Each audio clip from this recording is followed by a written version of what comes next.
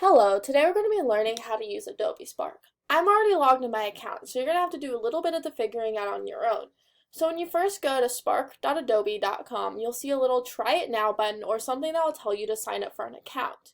Adobe Spark is a completely free service and allows you to do many cool things, as you can see by my various projects I've already had started. Now, after you make an account and you get everything figured out, you'll simply just have a My Projects page, which is where we're going to start with today.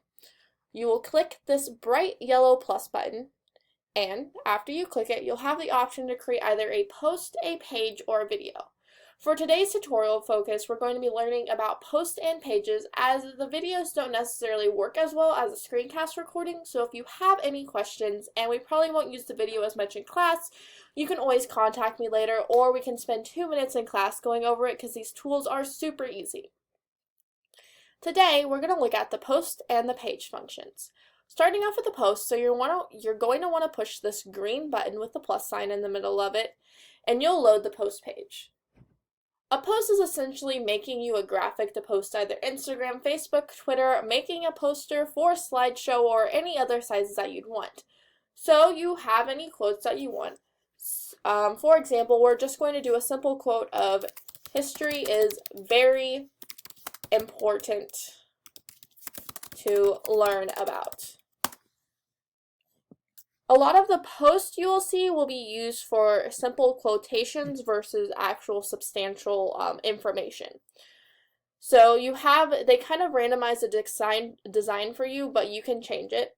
For example, for the background, I may not want this one. You can change the filters, you can change the colors, and it'll make a color background. You can also add photos. So you can find a photo such as a river.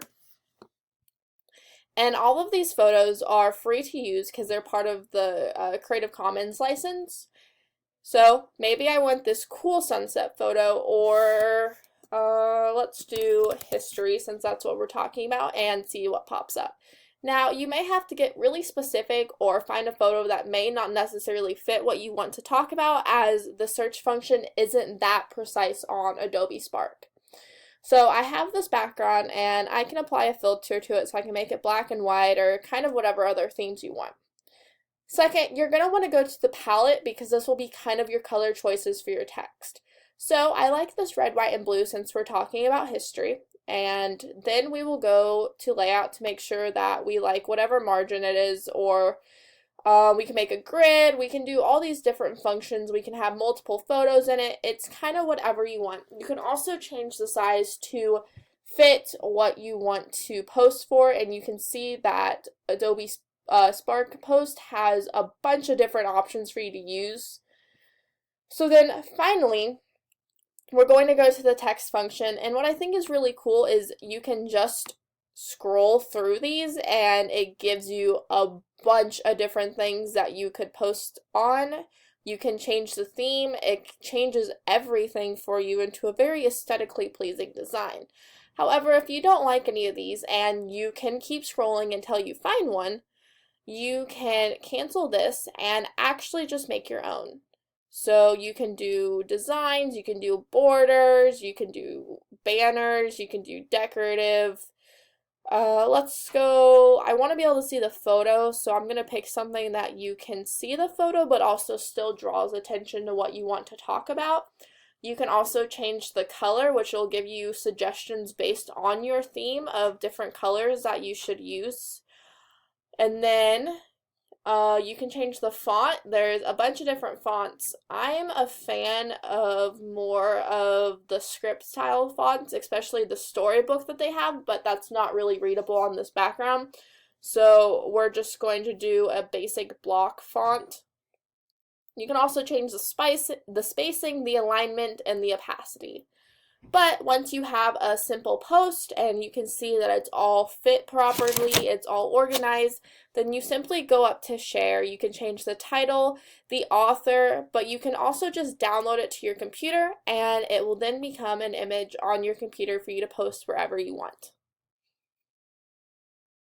Okay, the second tool we're going to learn about, and it automatically saves, so then we're going to go back. You can just click that little menu bar over there and we're going to go to Adobe Spark page. This creates a one-page website for you to use. You can make it for any variety of purposes. We used it to make web quests. You've done other things on this. So for this, we're going to talk about how history is important to learn about. And then we can put like history of the United States if you want a subtitle. Okay, you can change the font, you can have different themes. So like I said, I really like the storybook theme, so we're going to go with that. You can add a photo, so you can also upload photos, but you can upload from Dropbox, Google Photos. If you have a Lightroom, you can do that, but you can just upload a photo if you want. So I don't think I have any on there, so we're just going to search for another photo. So we have watercolor. And I may use this pretty watercolor flower. Although it doesn't necessarily apply to the topic, it still has a nice design.